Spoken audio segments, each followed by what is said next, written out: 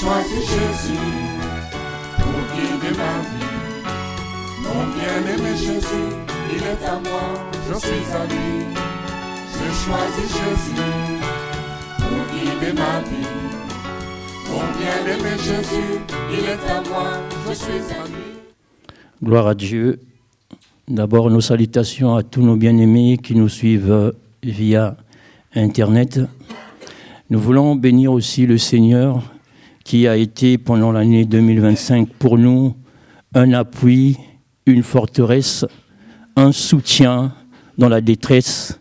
Il a toujours été là, il nous a soutenus et nous sommes là pendant ce premier culte, ce premier, mardi d'enseignement avec lui toujours. Nous voyons au travers cela sa fidélité. Nous voulons bénir son Saint-Nom. Nous allons prier pour dire merci au Seigneur. Après, nous prendrons le chant « Mon Dieu, je te bénis », chant numéro 252, page 71. Seigneur, sois béni pour ta grâce, pour, Seigneur, ta fidélité, pour ta bonté, Seigneur, tes bontés qui ne sont point épuisées. Et comme, Seigneur, le psaume 136 le dit, bénissez l'Éternel, car il est bon, car sa miséricorde dure à toujours. Seigneur, ta miséricorde est toujours là. Tu permets toutes choses pour le salut. Même, Seigneur, les épreuves que tu permets, c'est pour notre bien. Et toutes sortes aussi de combats, de difficultés que tu permets aussi dans nos vies, c'est toujours pour notre bien. Et même aussi les ennemis, ceux qui ne sont pas aussi convertis, tout ce que tu permets, Seigneur, c'est pour leur salut. Que ton nom soit béni, Seigneur, pour tes plans, Seigneur, de salut, pour ton amour, pour ta bienveillance, pour ta bonté. Chant numéro 252, mon Dieu, je te bénis.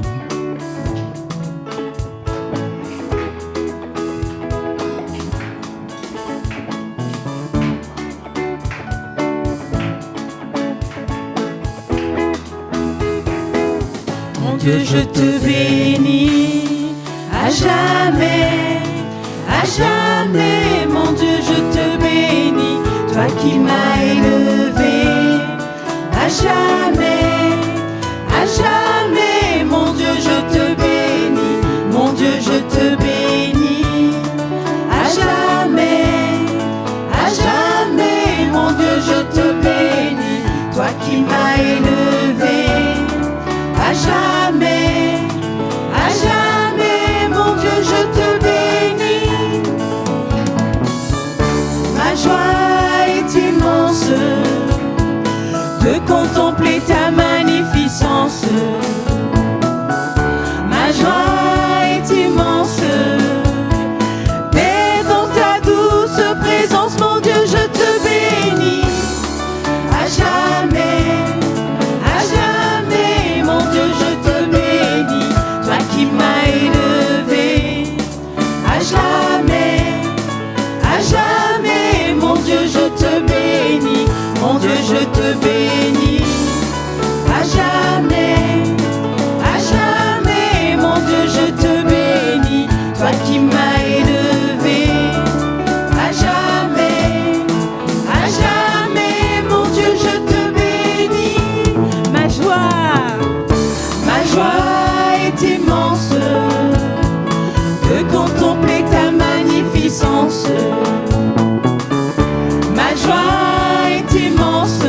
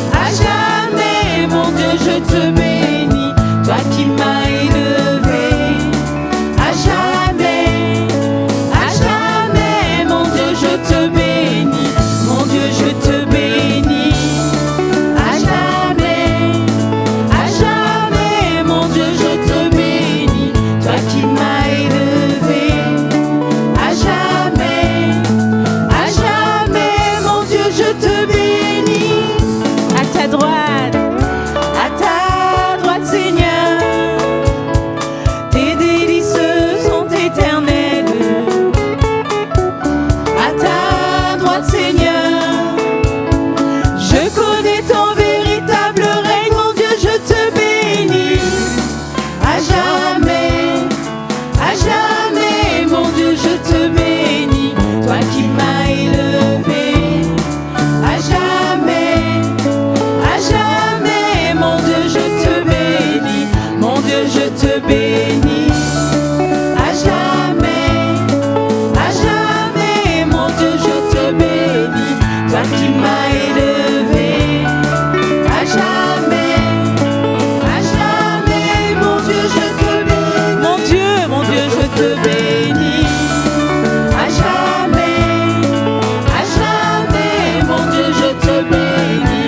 Toi qui m'as élevé. À jamais, mon Dieu, je te bénis. Mon Dieu, je te bénis. À jamais, mon Dieu, je te bénis. Toi qui m'as élevé. À jamais, mon Dieu, je te bénis.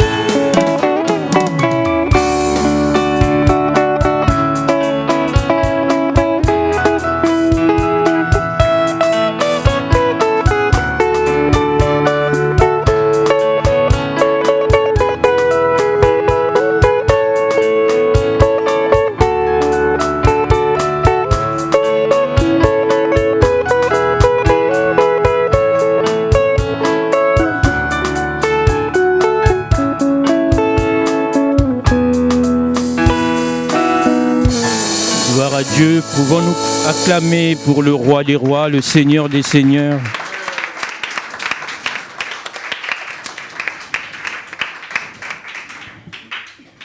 Bien-aimés, nous bénissons le Seigneur. Voici ce que la parole de Dieu dit dans Éphésiens 1:3. Béni soit Dieu, le Père de notre Seigneur Jésus-Christ, qui nous a bénis de toutes sortes de bénédictions spirituelles dans les lieux célestes en Jésus-Christ. Bien-aimés, nous sommes vraiment bénis.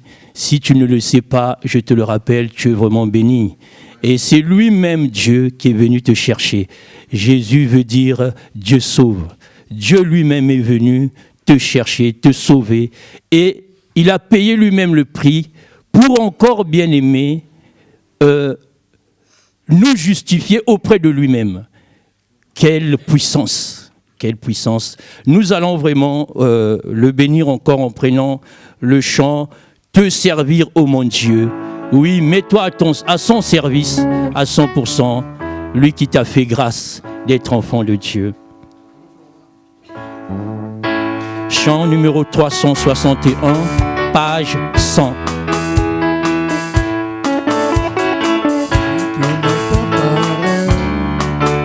Le jour que tu as fait, déjà tu me bénis.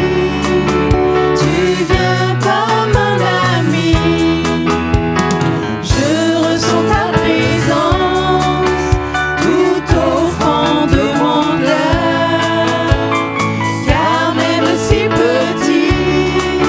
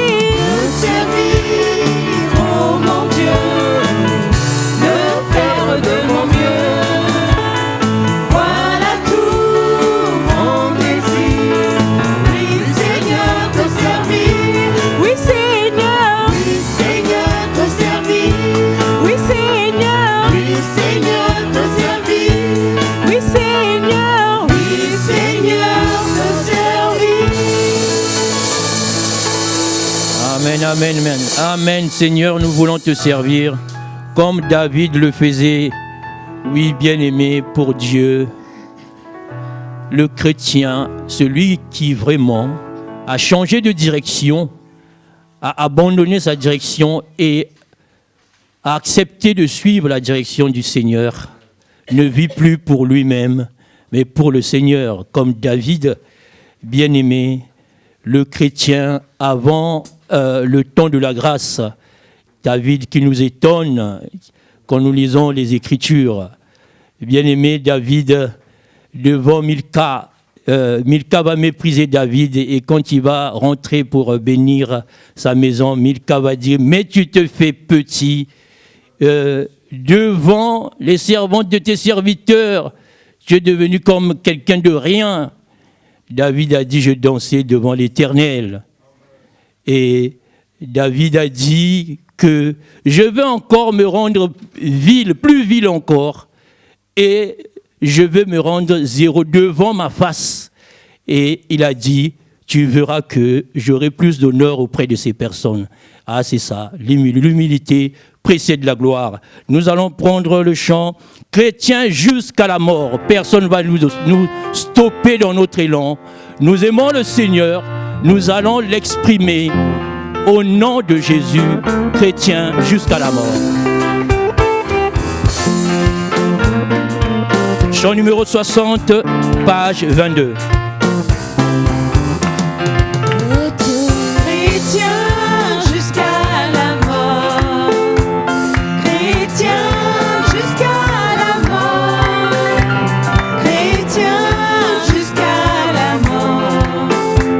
Je serai chrétien jusqu'à la mort, chrétien jusqu'à la mort, chrétien jusqu'à la mort, chrétien jusqu'à la mort. Je serai chrétien jusqu'à la mort, Combattant jusqu'à la mort, combattant jusqu'à la mort, combattant jusqu'à la mort. Je serai combattant jusqu'à la mort, soldat jusqu'à la mort, soldat jusqu'à la mort, soldat jusqu'à la mort. Je serai soldat jusqu'à la mort, pour Jésus, jusqu'à la mort, pour Jésus jusqu'à la mort, pour Jésus jusqu'à la mort. Je serai pour Jésus jusqu'à la mort, fidèle jusqu'à la mort, au nom de Jésus, fidèle jusqu'à la mort, fidèle jusqu'à la mort.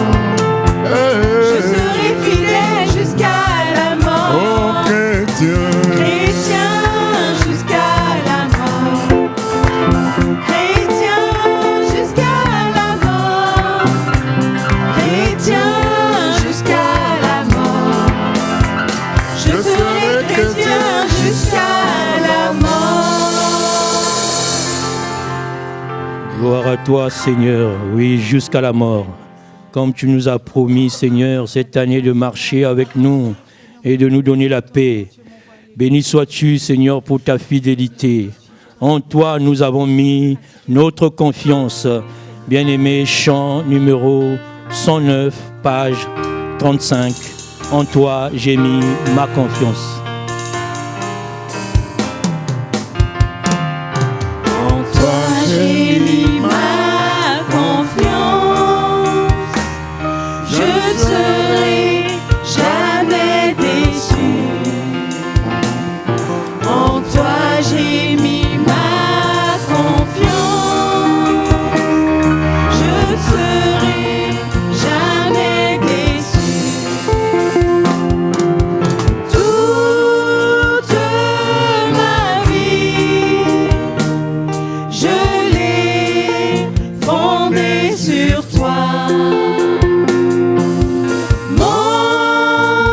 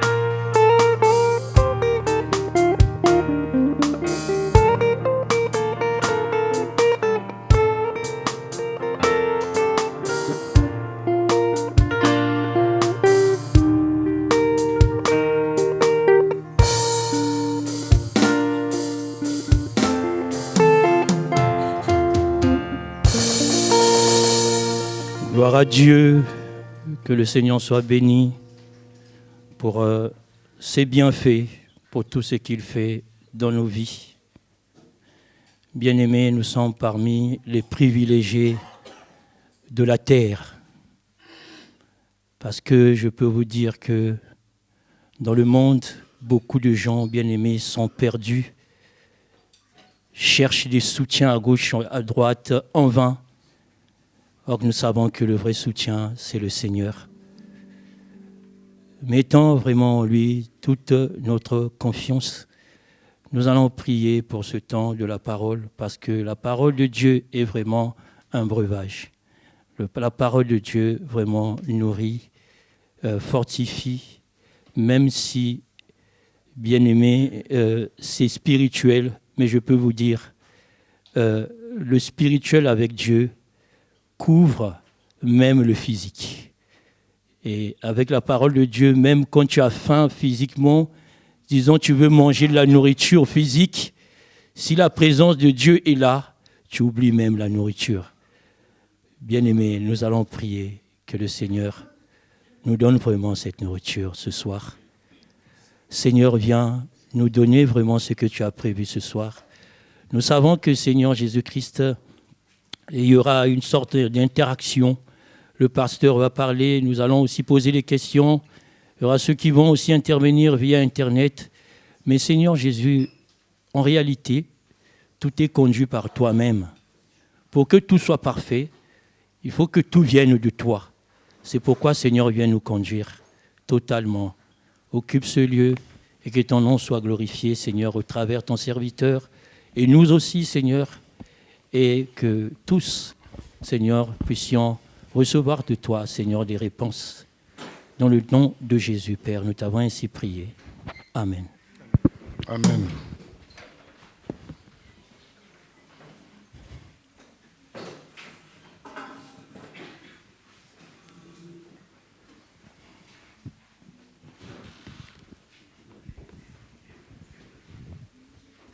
Gloire à Dieu, nous allons attaquer un nouveau livre, le livre du prophète Joël.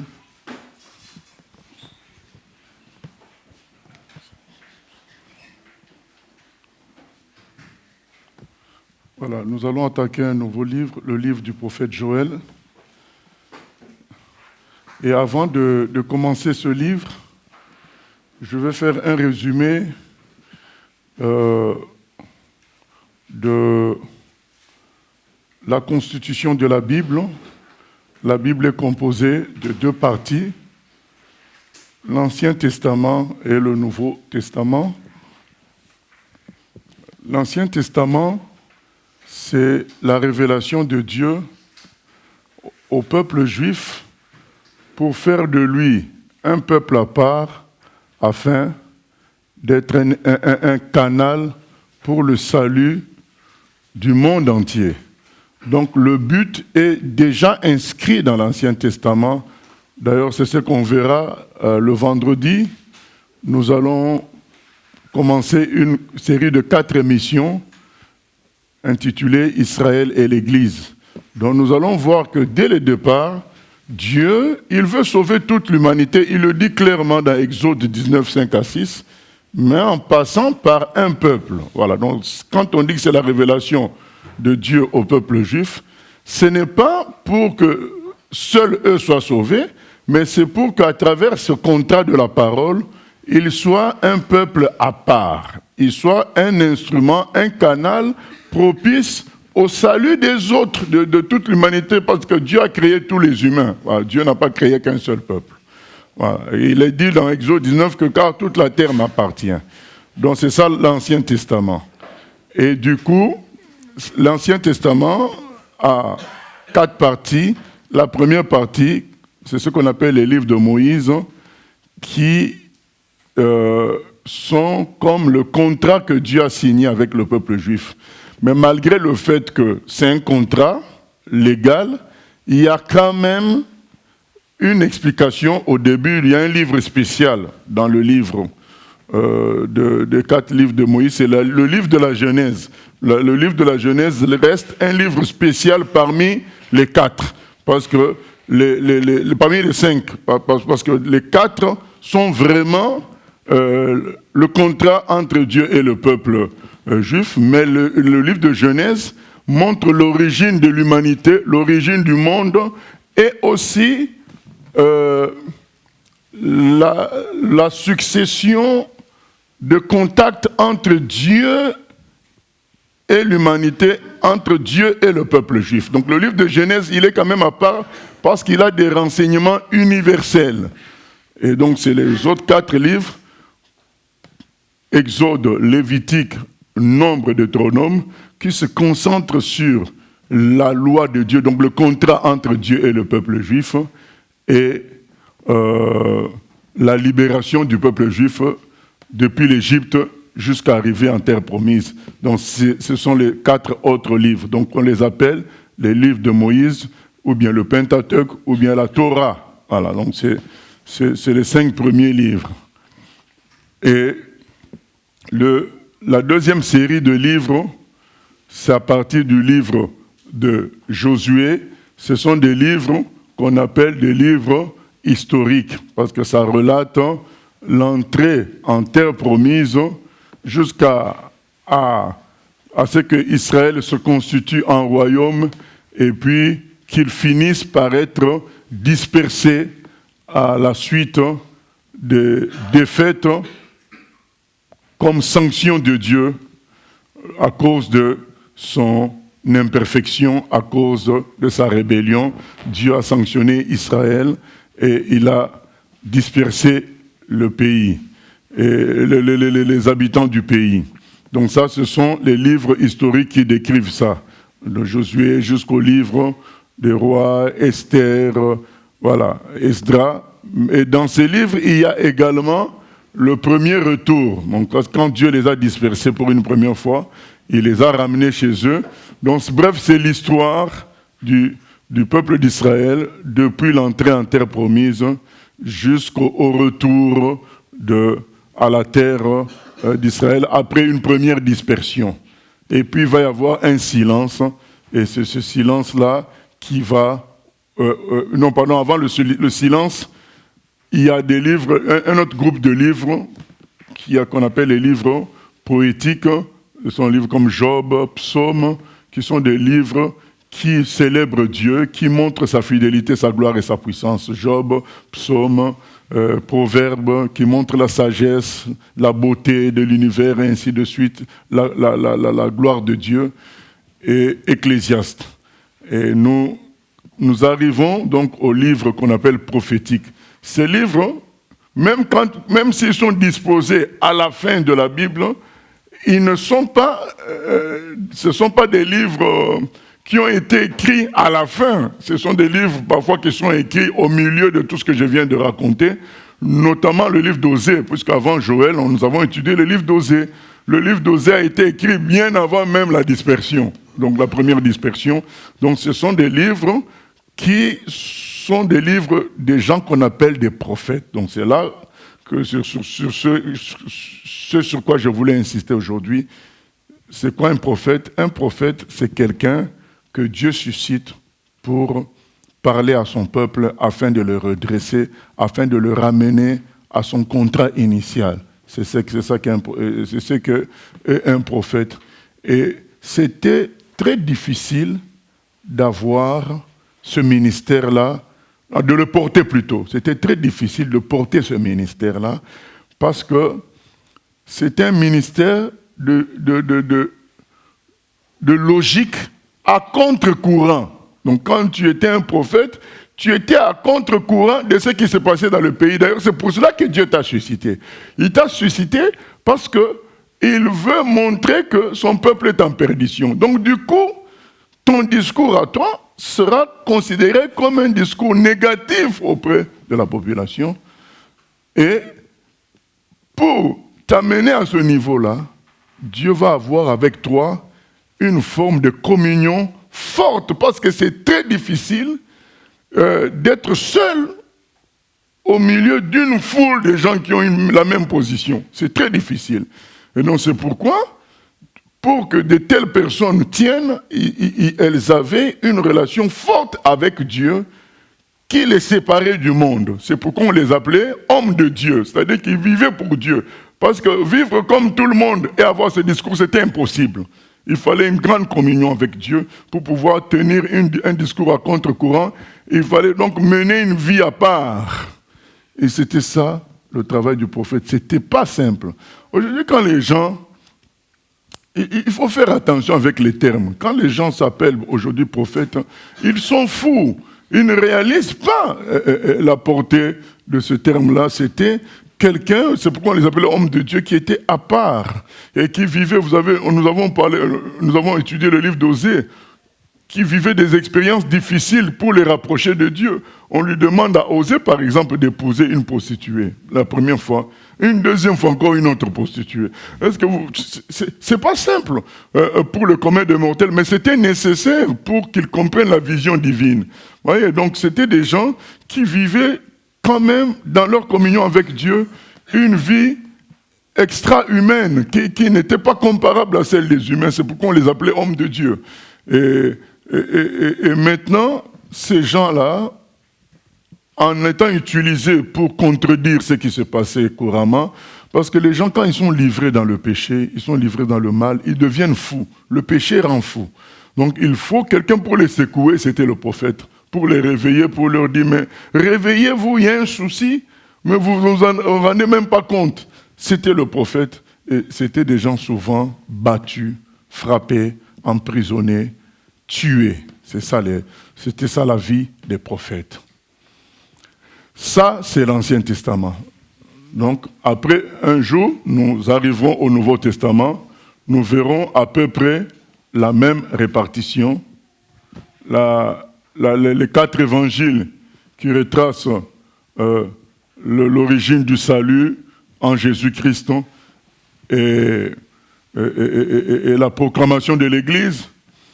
Ensuite, un livre comme historique, les Actes des Apôtres, qui nous montre la vie de l'Église au début, et puis des livres d'enseignement, donc qu'on appelle les lettres, et pour finir avec un livre prophétique, voilà, qu'on appelle Apocalypse. Maintenant, je voudrais dire une chose. Dans l'Ancien Testament, c'était le prophète que Dieu utilisait, mais dans le Nouveau Testament, les choses ont changé. Dans le Nouveau Testament, Dieu utilise tout son peuple. Donc même si au milieu de son peuple, il y a quand même des fonctions différentes, mais le message, il est... Quand Dieu dit dans l'Ancien Testament, « Je t'envoie », dans le Nouveau Testament, il dit « Allez ». Il ne dit pas à une seule personne dans le Nouveau Testament. Voici, je vous ai donné le pouvoir de marcher sur les serpents et les scorpions, sur toute la puissance de l'ennemi. Donc, tout ce que Dieu disait aux prophètes au singulier dans l'Ancien Testament, dans le Nouveau Testament, il le dit au pluriel. Pour nous dire quoi? Nous sommes comparables à ces prophètes-là. C'est pourquoi la définition de l'Église, c'est quoi? C'est ensemble des gens appelés hors d'eux. Au fait, ce qui était pour un individu dans l'Ancien Testament, c'est devenu pour tout un peuple. Quand un chrétien comprend ça, automatiquement sa vie change, parce qu'il sait que ce n'est pas au pasteur d'être spécial, ni à un je ne sais pas qui. C'est lui-même qui est un envoyé de Dieu, qui est un ambassadeur de Dieu sur terre. D'ailleurs, 2 Corinthiens 5 le dit que nous sommes des ambassadeurs de Dieu sur terre. Nous tous. C'est ça la différence. D'ailleurs, on va faire une pensée du jour là-dessus. Dans l'Ancien Testament, c'est « va ». Je t'ai appelé, c'est toujours le singulier. Hein. Il parle à Moïse, il parle à Esaïe, c'est au singulier.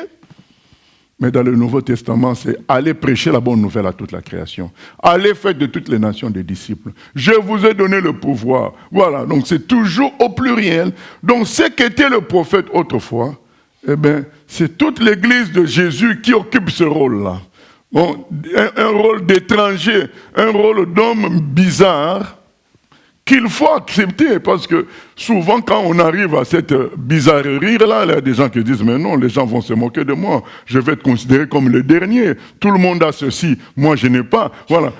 Souvent au moment où tu dois louer le Seigneur, pour ton malheur, ben, la chair vient pour te dire, mais non, tu es en échec, tout le monde réussit, c'est toi et tu veux louer Dieu. Voilà. Parce que beaucoup de chrétiens n'arrivent pas à vivre leur rôle, leur position de prophète. Voilà. Parce qu'ils n'ont pas compris ces choses-là. Donc, ce qu'était le prophète, si tu comprends ce qu'était le prophète de l'Ancien Testament, et que maintenant nous tous nous sommes pareils, je dis bien, même si nous sommes pareils, il y a des fonctions, mais nous sommes pareils dans l'esprit prophétique, dans le fait d'être utilisés par Dieu comme lumière, nous sommes pareils. Voilà. Et si chaque chrétien comprenait ça, vous êtes l'ensemble des gens appelés hors d'eux, on n'aura même pas de débat à faire sur le comportement. Donc chacun sait qu'il est un étranger sur terre, un envoyé de Dieu sur terre, et nous serions vraiment forts. C'est ce qu'étaient les Actes des Apôtres, c'est ce qu'était ce premier livre-là historique du Nouveau Testament, les Actes des Apôtres, nous montre l'exemple des gens qui se comportent tous pareils. Ils étaient d'une même âme. Il n'y avait pas à considérer que la sainteté reposait sur un tel. Non, tous se battaient pour que l'Église du Seigneur soit debout, avance. Chacun se considérait responsable de l'Église. Ce n'était pas une affaire de quelques personnes qui vont en tirer gloire plus tard. C'était l'affaire de tous. Regardez bien, même le premier martyr, ce ne sont pas les apôtres du Seigneur. Le premier martyr, c'est Étienne. Donc un inconnu. Voilà, c'est la preuve que l'appel était adressé à tous. Puisque le premier martyr, ce ne sont pas les apôtres. Hein. C'est un Étienne. Donc un inconnu qui émerge comme ça, par l'Esprit Saint. Il enflamme Jérusalem. Ben on l'arrête, on le tue. Mais c'était pas... Quand il y a un mouvement à Samarie, ce n'est pas Pierre ni Jean, c'est Philippe qui crée le trouble à Samarie. Et quand Paul va à gauche, à droite, c'est les femmes chrétiennes qui l'aident. La mère de Timothée, la grand-mère de Timothée. Voilà, c'est Timothée lui-même, c'est qui? C'est un enfant que Paul sauve et puis finalement, il devient un des apôtres principaux du Nouveau Testament. Voilà, c'est ça l'esprit du Nouveau Testament, c'est que ce qui était un prophète avant, eh bien, c'est devenu tout le monde dans le Nouveau Testament. Donc nous devons prendre au sérieux notre responsabilité, ne pas s'imaginer que l'Église appartient à quelqu'un. Non, l'Église, c'est nous. Donc c'est écrit dans Actes 2, 42. Ils persévéraient dans l'enseignement des apôtres, donc ils étaient tout le temps ensemble et ça a créé une vague de conversion terrible, un mouvement où les gens pouvaient avec leurs yeux contempler la gloire de Dieu. Mais aujourd'hui, nous avons consacré cette position-là à quelques personnes. Du coup, elles sont devenues comme des stars et elles n'impressionnent pas le monde. Pourquoi elles n'impressionnent pas le monde? Parce que le monde aussi a des stars. Mais si c'était un groupe qui était fort, nous impressionnerions vraiment le monde. C'est ça. Nous voulons vraiment retourner à ça, comprendre. Quand nous faisons les études bibliques, que ce ne soit pas intellectuel, qu'on comprenne qu'est-ce que Dieu veut nous dire. Il veut nous dire que ce qu'était le prophète dans l'Ancien Testament, maintenant c'est toute l'Église qui est censée être un représentant de Dieu sur terre afin de troubler les humains, afin de réveiller les humains sur leurs bêtises. C'est ça que nous voulions dire en introduction avant de continuer, puisqu'aujourd'hui nous allons traiter qu'un seul chapitre et nous attaquons maintenant le livre de Joël, un prophète dont on ne nous dit pas exactement ses origines claires. On ne nous dit pas, les aînés considèrent que si on ne nous dit pas les origines claires ou bien la localisation, ça veut dire que c'est un message qui est adressé à tout le monde. Voilà, c'est un message universel que nous allons écouter, même si on va parler des enfants d'Israël, mais c'est un message universel. Nous lisons Joël. La parole de l'Éternel qui fut adressée à Joël, fils de Pétuel. Écoutez ceci, vieillards, prêtez l'oreille, vous tous, habitants du pays. Rien de pareil est-il arrivé de votre temps, ou du temps de vos pères. Racontez-le à vos enfants, et que vos enfants le racontent à leurs enfants, et leurs enfants à la génération qui suivra. Ce qu'a laissé le gazam, la sauterelle l'a dévoré. Ce qu'a laissé la sauterelle, le gélec l'a dévoré. Ce qu'a laissé le gélec, le asile l'a dévoré. Réveillez-vous, ivrognes, et pleurez. Vous tous, buveurs de vin, gémissez, parce que le mou vous est enlevé de la bouche. Car un peuple est venu fondre sur mon pays, puissant et innombrable.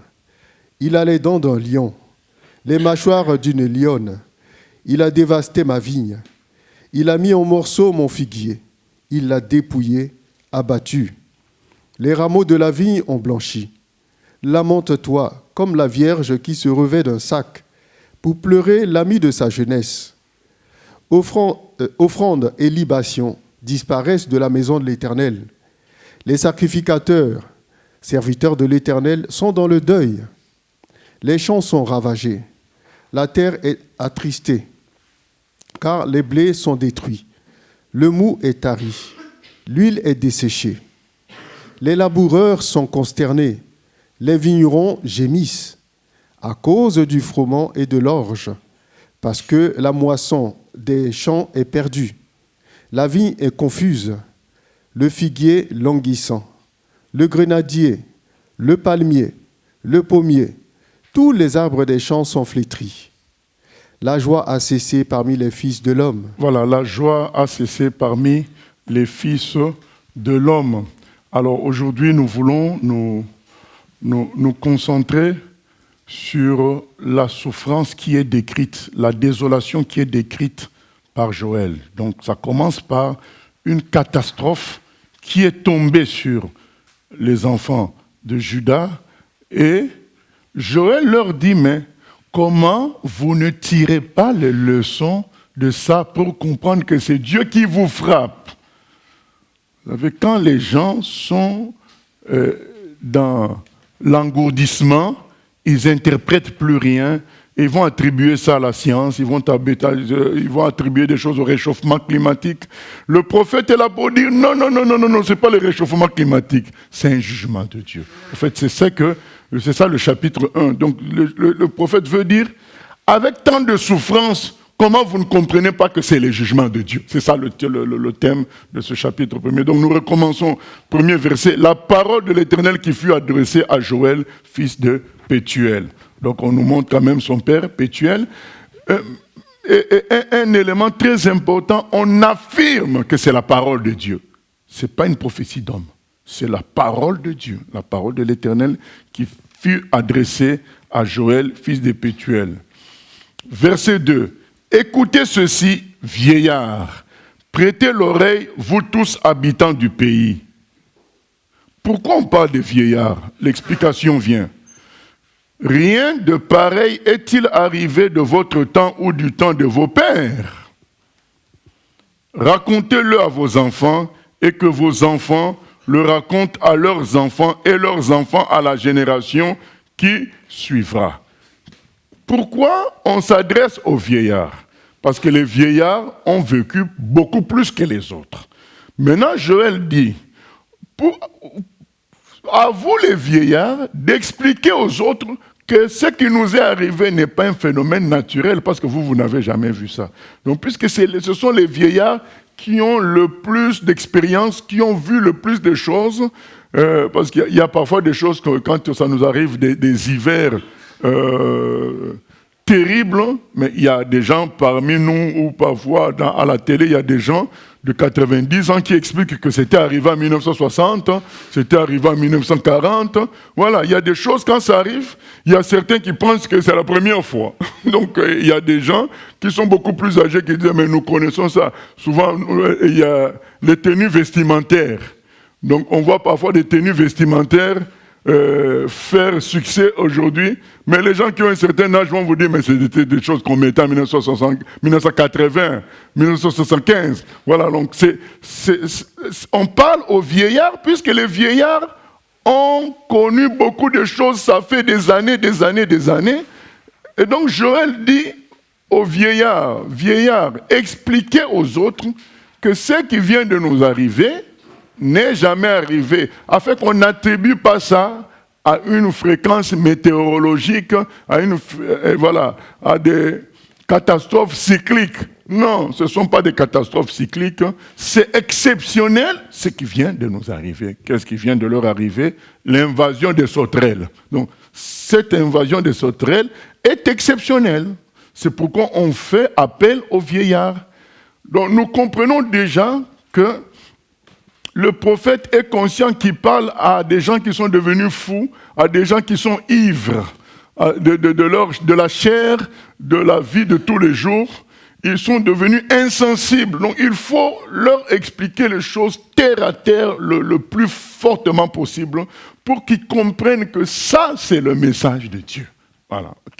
Qui n'attribue pas ça à autre chose. Et il dit maintenant, il commence à décrire la catastrophe. Ce qu'a laissé le gazam, la sauterelle l'a dévoré. Ce qu'a laissé la sauterelle, le gélec l'a dévoré. Ce qu'a laissé le gélec, le asile l'a dévoré. Alors, il y a deux possibilités par rapport au nom que nous venons de citer. C'est soit des stades de croissance de la sauterelle, soit plusieurs sortes de sauterelles. Voilà, donc c'est quand on dit asile, gazam, gélec, tout ça c'est des sauterelles. Soit c'est plusieurs sortes de sauterelles, soit c'est les stades. Parce que vous savez que même les larves, ça mange les choses. Hein. Donc les larves d'insectes, parfois détruisent aussi la végétation. Donc c'est pourquoi donc on nous donne la progression. C'est qu'a laissé le gazam. Donc le gazam, c'est une forme de sauterelle ou bien un stade de sauterelle qui a détruit la sauterelle. Il y a eu des sauterelles qui sont venues continuer. Après les sauterelles, il y a eu les gélecs qui sont encore toujours des sauterelles ou bien des stades de croissance des sauterelles jusqu'au asile. Donc il explique qu'il y a une invasion des sauterelles qui a détruit le pays et que ce n'est pas un hasard météorologique ni une catastrophe cyclique qui revient. Il dit, les vieillards savent que ça n'est jamais arrivé. C'est du nouveau, c'est exceptionnel. Puisque c'est exceptionnel, c'est Dieu qui parle. Voilà, c'est ça que Joël veut faire comprendre. Et il dit au verset 5, « Réveillez-vous, ivrognes, et pleurez, vous tous, buveurs de vin, gémissez, parce que le mou vous est enlevé de la bouche. » En général, quand il y a la distraction, il y a aussi l'ivrognerie. En général, les gens boivent. Mais, selon moi, on ne peut pas, dans une prophétie, avoir qu'un seul péché, l'ivrognerie. Parce que quand vous lisez toute cette prophétie, il n'a parlé que de l'ivrognerie.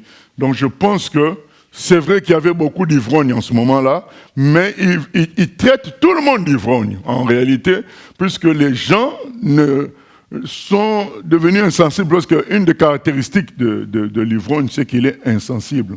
D'ailleurs, c'est dans le livre de Proverbes, Dieu utilise l'état de l'ivrogne pour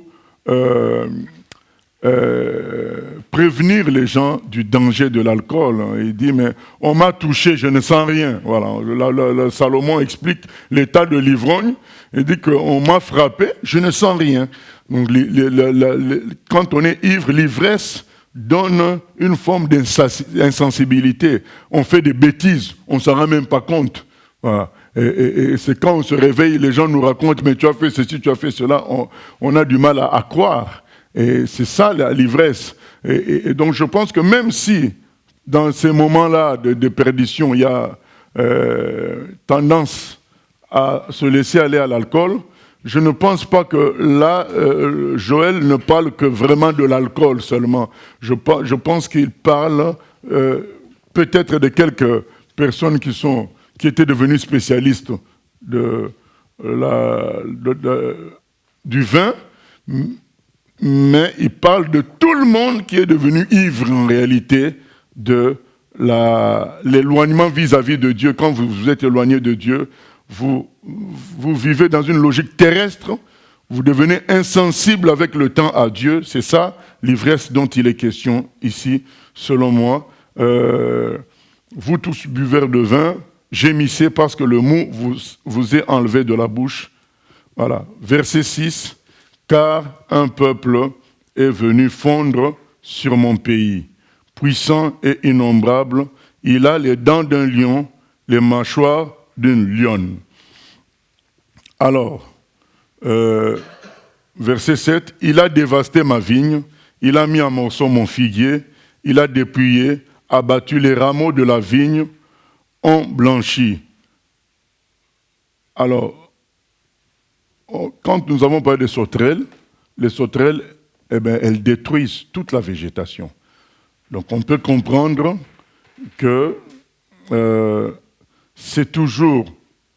il est toujours question de l'action des sauterelles, mais le fait qu'on dise qu'on l'appelle maintenant un peuple, car un peuple est venu fondre sur mon pays, puissant et innombrable, même si ça peut correspondre aussi aux sauterelles, mais on rajoute, il a les dents d'un lion.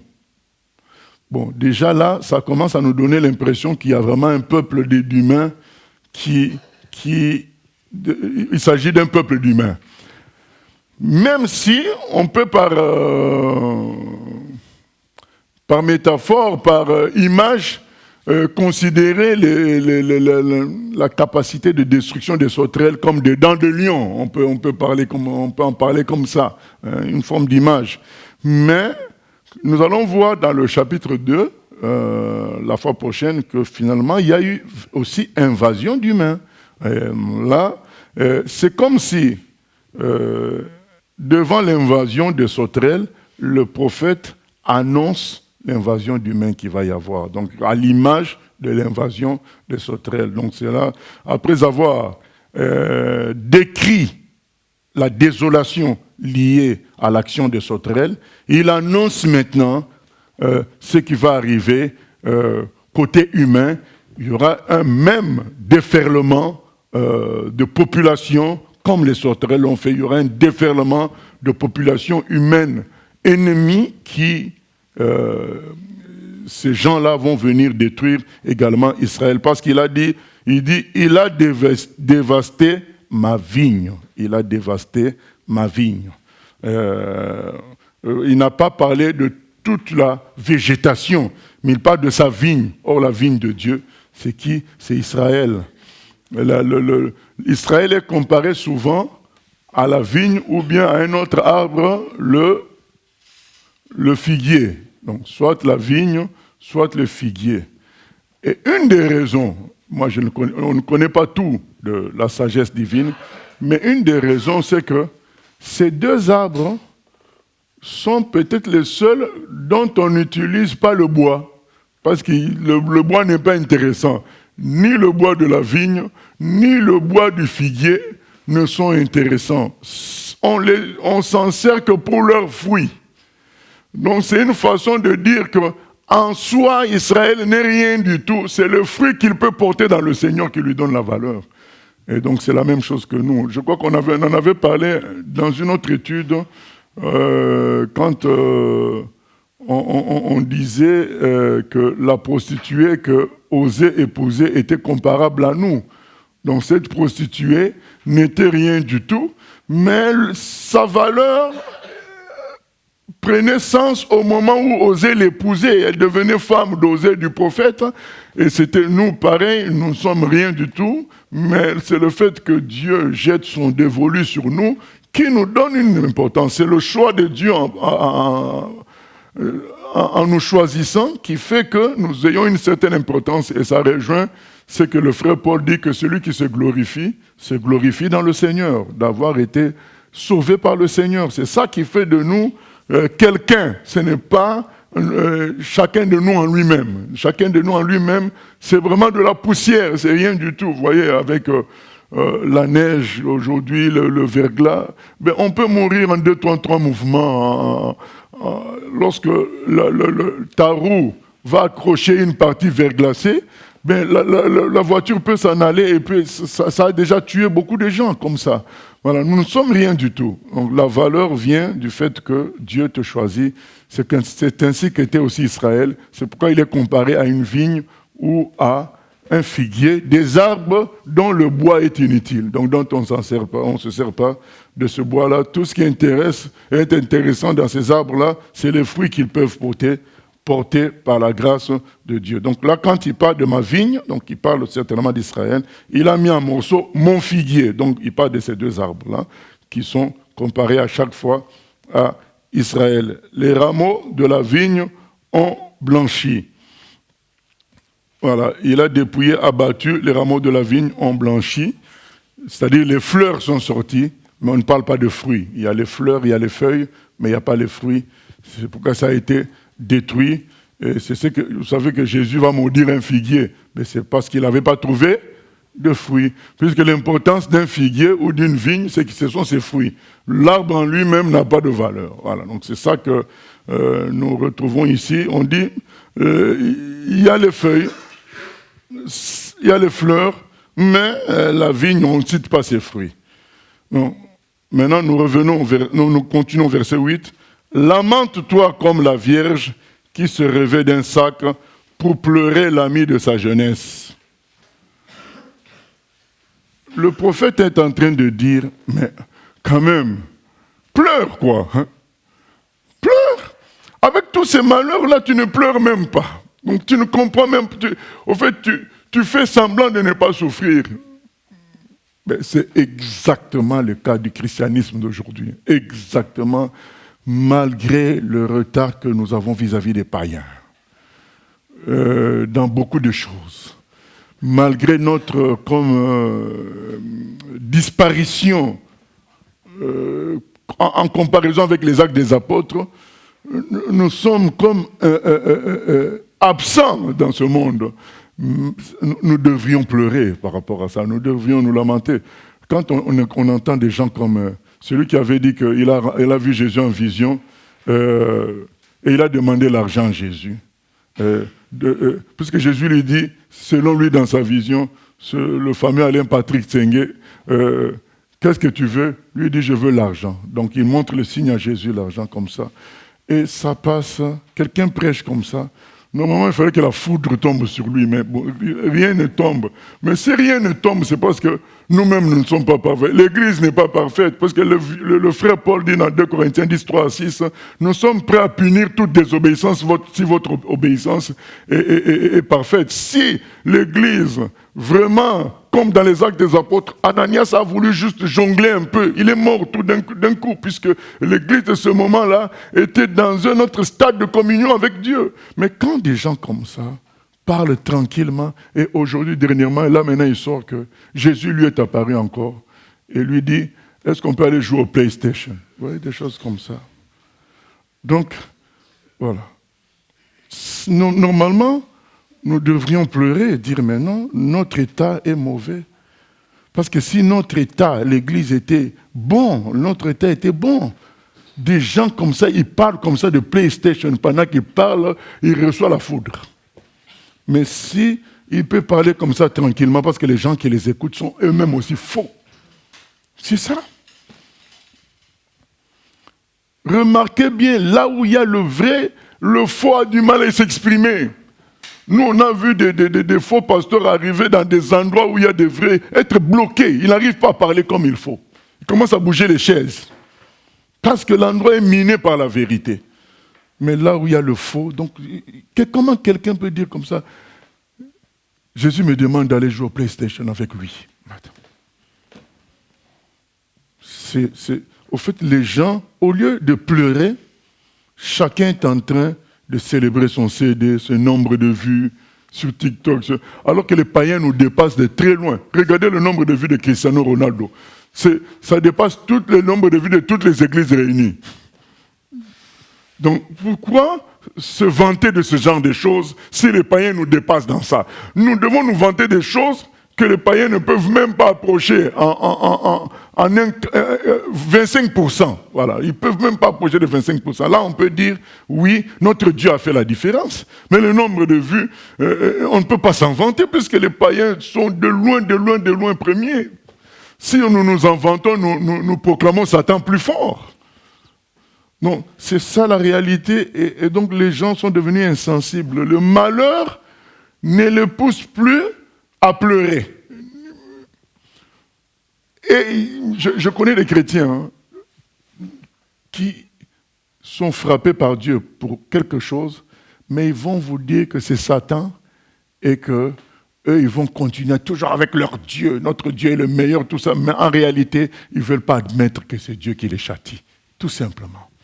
C'est ça le combat du prophète au premier chapitre. Il dit, mais lamentez-vous, pleurez, comme la Vierge qui se revêt d'un sac pour pleurer l'ami de sa jeunesse. Pleurez, comment vous réagissez pas avec une catastrophe comme ça? Il n'y a plus rien sur le pays. Nous continuons verset 9. Offrandes et libations disparaissent de la maison de l'Éternel. Il n'y a plus que tellement tout a été détruit, il n'y a même plus d'offrandes. Les sacrificateurs, serviteurs de l'Éternel, sont dans le deuil. Pour une fois, eux-mêmes, ils ne sont pas associés à la bêtise. Les sacrificateurs, serviteurs de l'Éternel sont dans le deuil. Les champs sont ravagés. La terre est attristée, même la terre. C'est là qu'on va comprendre qu'il n'y avait pas que la catastrophe des sauterelles, il y avait d'autres choses.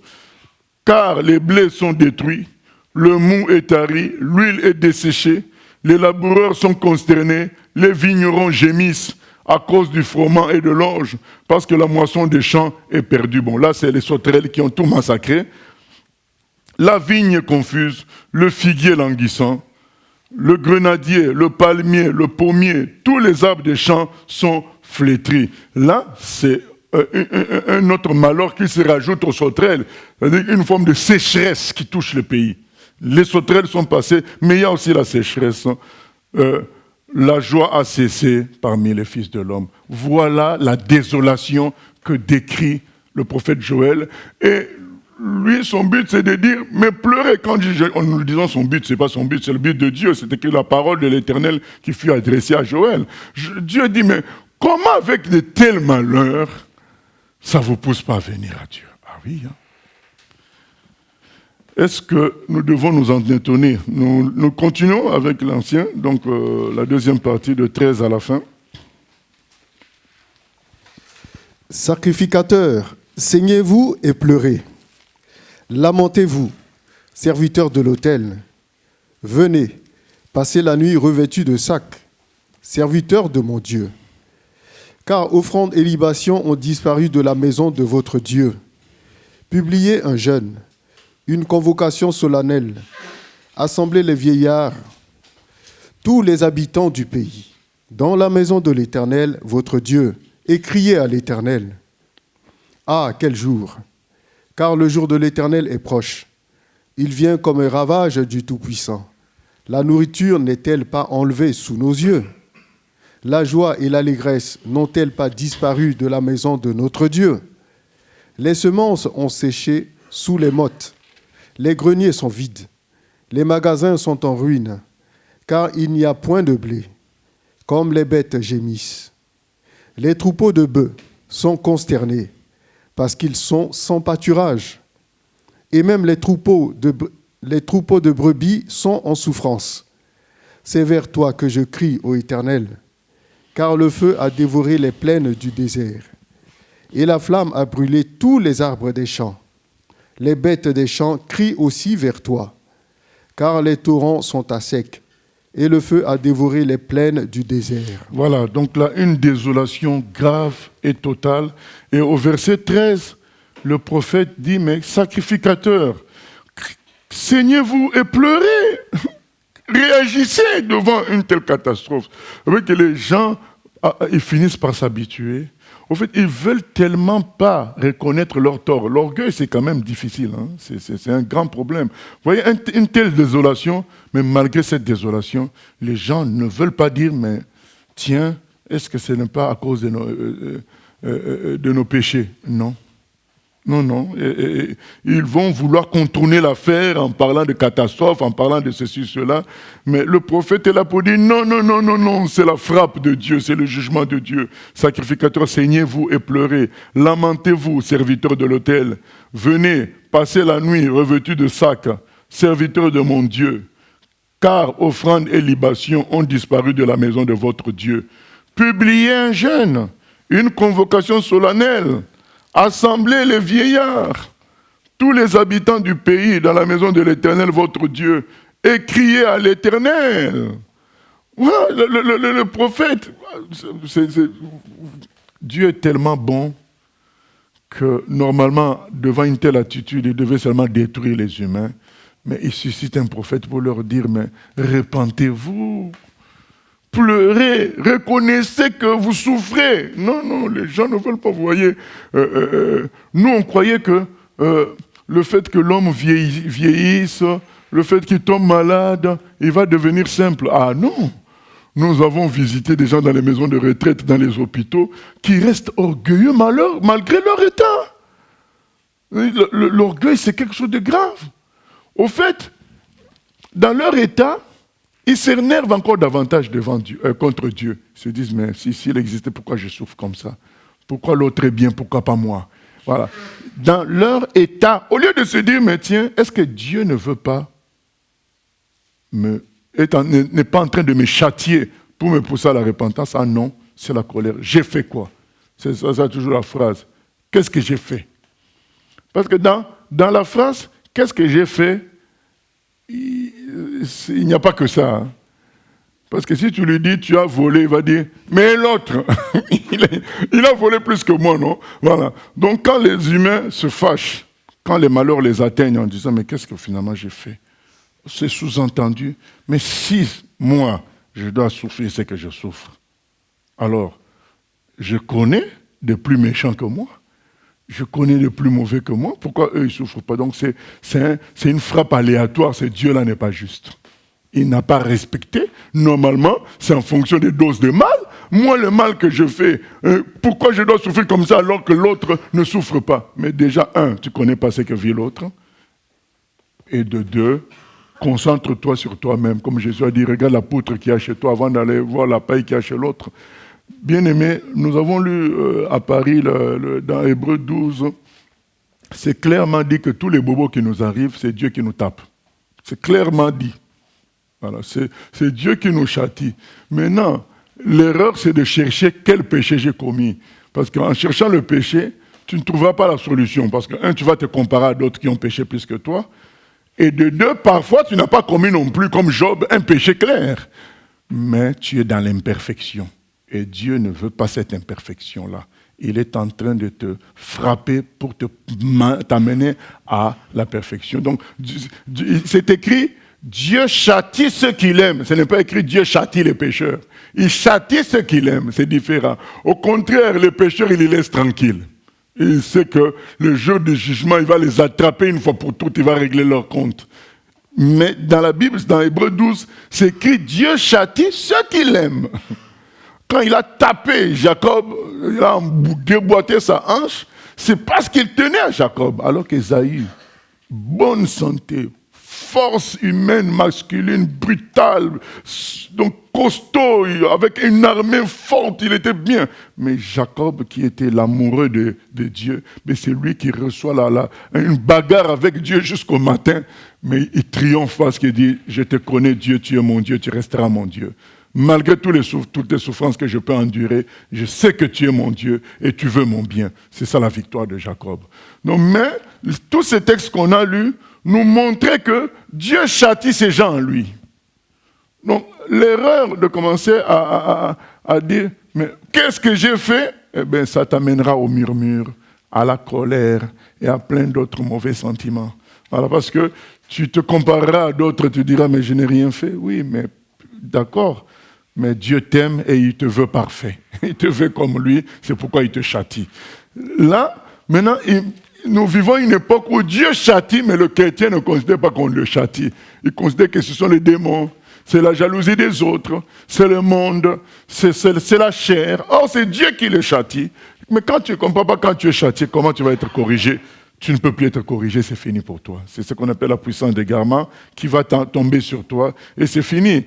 Et là, le prophète, son travail, c'est de dire, Dieu nous châtie, pleurons, gémissons, cherchons sa face, demandons pardon. Non, les gens ne comprennent pas cela.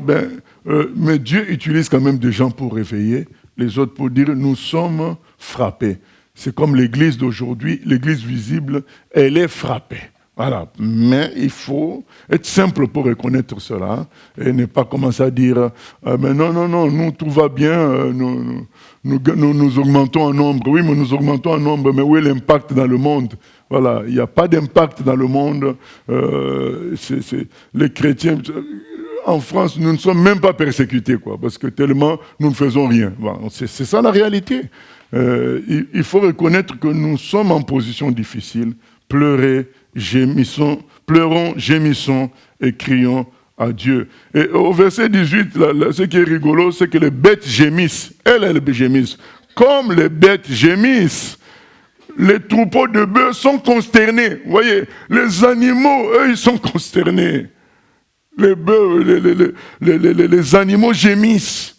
En fait, on attend que ce soit les humains, mais les humains trouvent toujours un argument. Catastrophe climatique, c'est la guerre qui a fait ça, c'est ma tante qui est sorcière. Mais non, c'est Dieu qui est en train de te châtier et il veut t'amener à un niveau supérieur. Reviens à Dieu, repens-toi, repentons-nous de l'état de l'Église universelle. Parce que nous sommes châtiés. C'est que nous vivons là. Quand quelqu'un ose dire que Jésus lui demande de jouer, veut jouer le PlayStation avec lui, c'est trop. C'est trop. Et voilà, réveillons-nous. Normalement, si nous étions dans l'église en état normal, eh bien, les prisons nous auraient connus comme il faut, les hôpitaux nous auraient connus comme il faut. Plein de choses auraient changé ici sur terre. Et bon, la persécution aurait été encore plus grande que ce qu'elle est maintenant. Mais nous ne sommes pas dans cet état-là. Repentons-nous. Ne faisons pas comme les gens. Donc là, on va finir ce texte pour finir de commenter là. Et dit au verset 16, « La nourriture n'est-elle pas enlevée sous nos yeux ? La joie et l'allégresse n'ont-elles pas disparu de la maison de notre Dieu ?» Nous étions, en Guyane, et c'était le 40e anniversaire de la radio chrétienne, et ils avaient voulu inviter, je cite les noms parce que c'est des trucs graves, Dena Moana, elle a demandé 20 000 euros pour venir chanter pour la gloire de Dieu, 20 000 euros. Et quand on dit 20 000 euros, c'est-à-dire hôtel à part, nourriture à part, transport à part, 20 000 euros. Du coup, ils se sont rabattus eux aussi dans la chair sur un orchestre qui a demandé 7 000.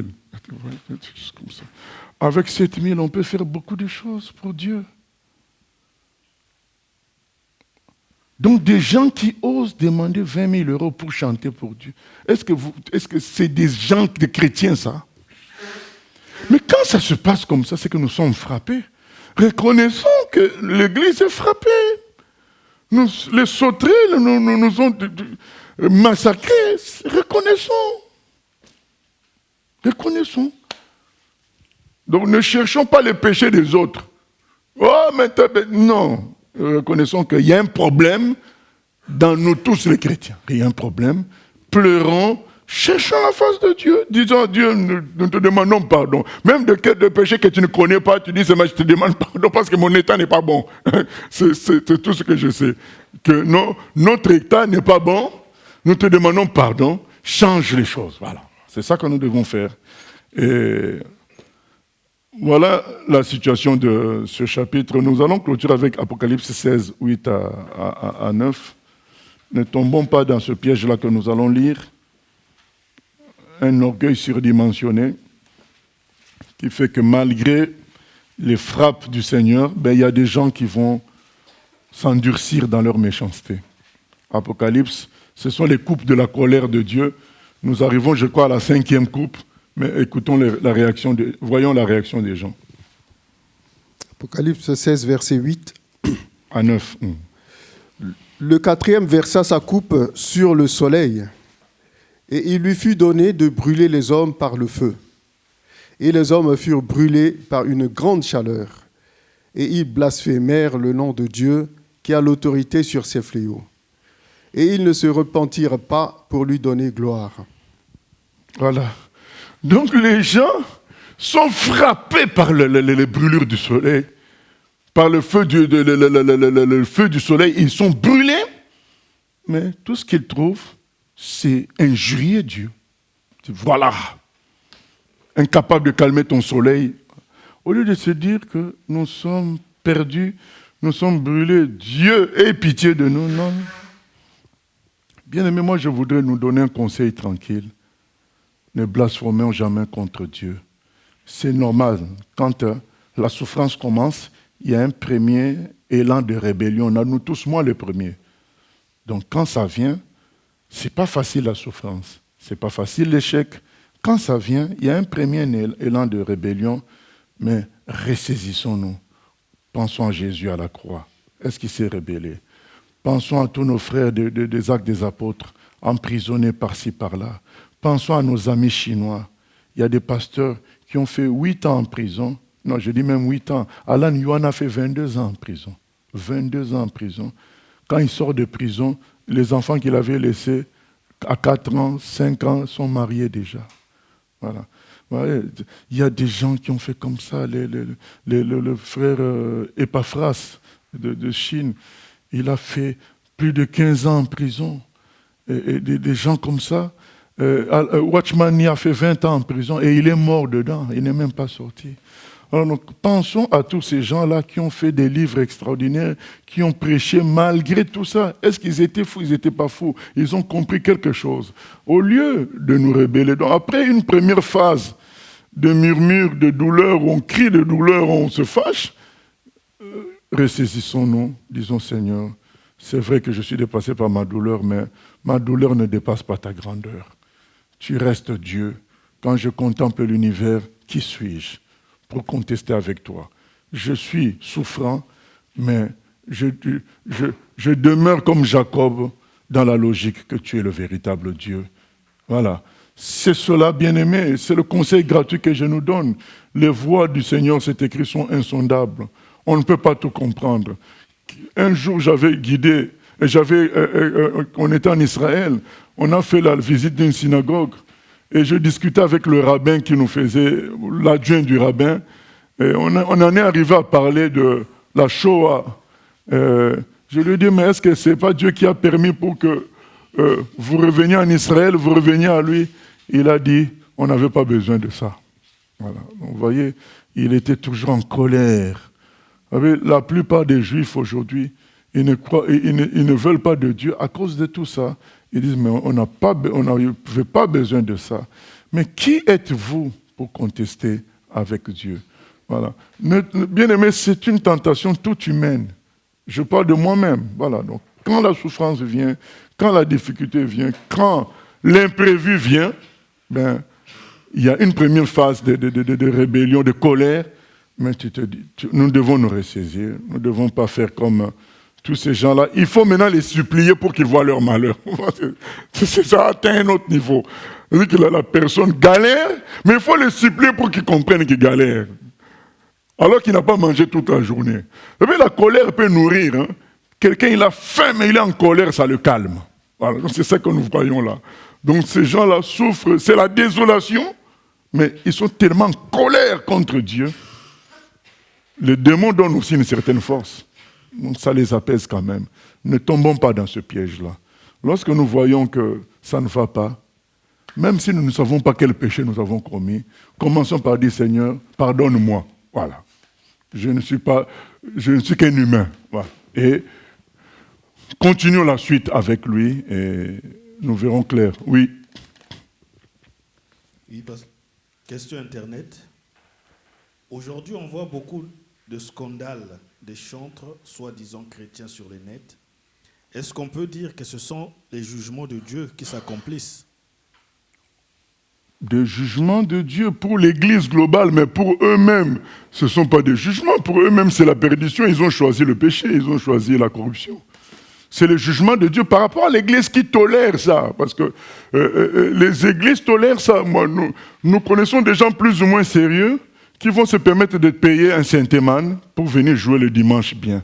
Alors qu'ils peuvent entraîner leurs enfants à jouer au synthé, ils peuvent entraîner leurs enfants à la guitare, mais comme ils veulent que le culte soit merveilleux, ils vont payer un chrétien pour venir jouer spécialement le dimanche. Et il y a des gens qui font ce commerce-là. Nous, on connaissait un frère en Afrique du Sud.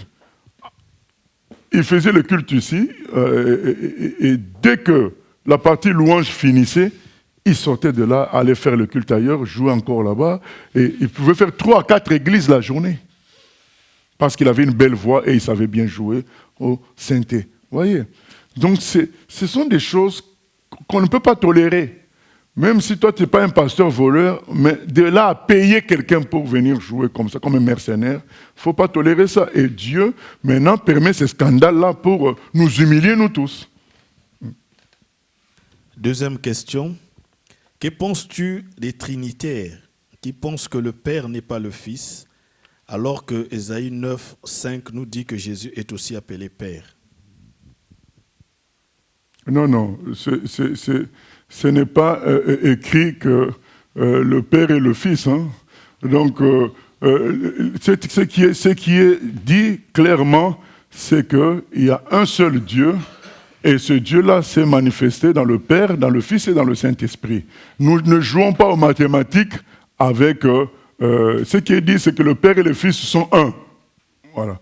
Maintenant qu'on appelle le Fils Père, on a appelé aussi les prophètes Pères. On a appelé aussi... vous savez, quand on étudiait l'histoire sur la Syrie, on avait des rois qui s'appelaient Baécha. À plusieurs reprises, on avait expliqué que c'était le titre. C'était comme un titre. Donc, Père, ça peut être un titre, mais ce qui est clairement dit, c'est qu'il n'y a qu'un seul Dieu. Ce qui est clairement dit, le Père est un avec le Fils, mais on ne dit pas que le Père, c'est le Fils. Ce n'est pas dit comme cela. Ça, c'est l'homme qui rajoute le Père, c'est le Fils. Donc, ce n'est pas écrit dans la Bible. Troisième question. Comment pouvons-nous, en tant que parents, amener nos enfants qui souffrent à prendre conscience que leur difficulté peut être un signe que Dieu veut qu'ils changent? Mais à travers les études bibliques, la foi vient de ce qu'on entend. Ce qu'on entend vient de la parole de Dieu. Donc, permettre qu'ils écoutent ce qu'on est en train de faire, leur lire aussi des passages. Donc, déjà, nous-mêmes, nous devons comprendre ça. Si nous comprenons ça, nous allons influencer beaucoup de gens à comprendre que quand il y a les malheurs, c'est Dieu qui nous châtie.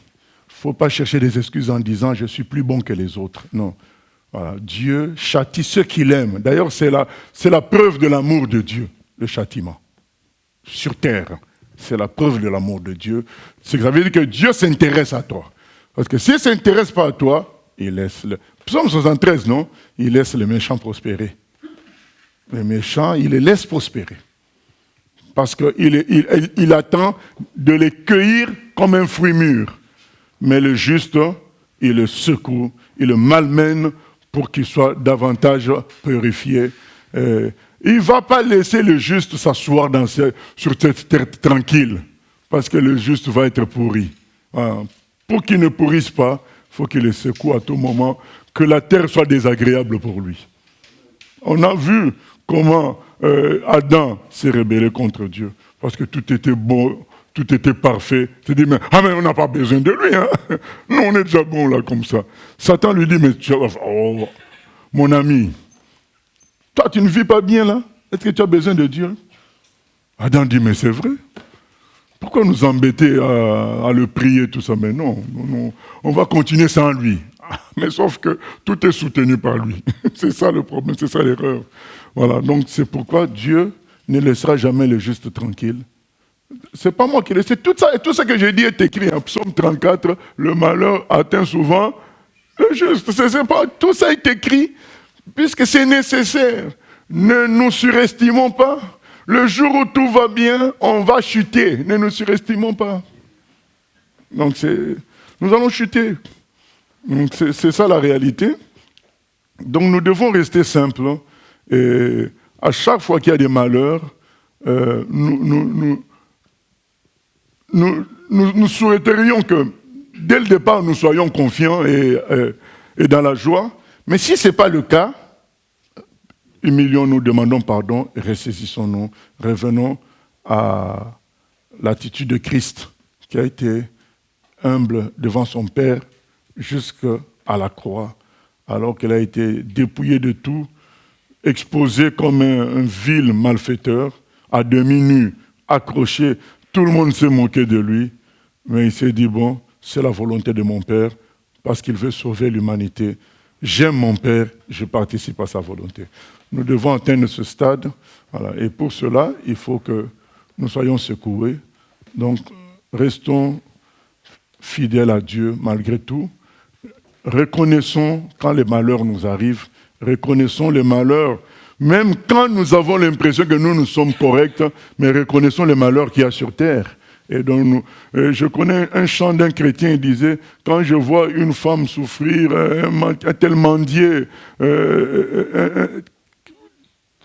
une prostituée, il dit, j'en ferai mon affaire, j'y verrai mon péché. Voilà. J'en serai solidaire. Voilà. Il ne faut pas dire « Ah, mais ce n'est pas moi !» Non, nous sommes partis. C'est la race humaine. Donc, c'est ça l'intercession. L'intercession, c'est porter le péché de la race humaine. Ce n'est pas dire « Ah, mais moi, je suis bon !» Non. Donc, on comprend que non, ça ne va pas. Nous avons offensé le Seigneur. Le Seigneur veut nous ramener à lui.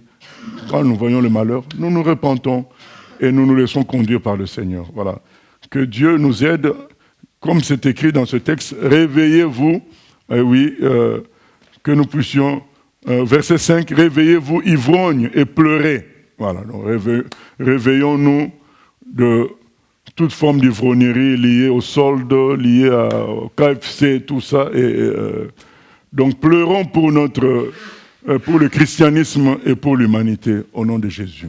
Seigneur, nous venons te remercier pour ta parole qui nous ramène à de bons sentiments, à la simplicité, accepter l'humiliation de l'échec, accepter l'humiliation de la faiblesse, l'humiliation de la désolation lorsque les malheurs tombent sur nous, que nous reconnaissions que l'humanité, que nous-mêmes nous avions péché et que nous avons besoin de ton pardon et de ta grâce. C'est ce que nous te disons, Papa.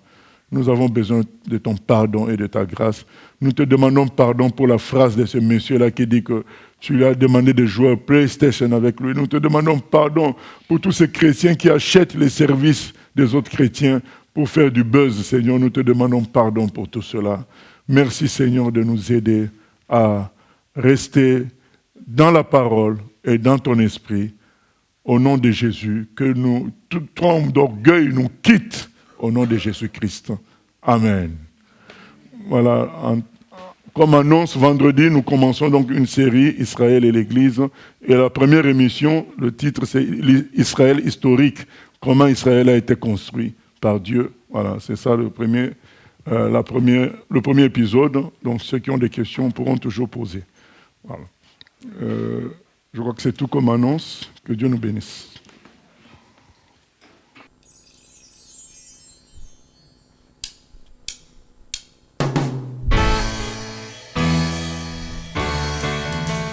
J'ai choisi Jésus pour guider ma vie.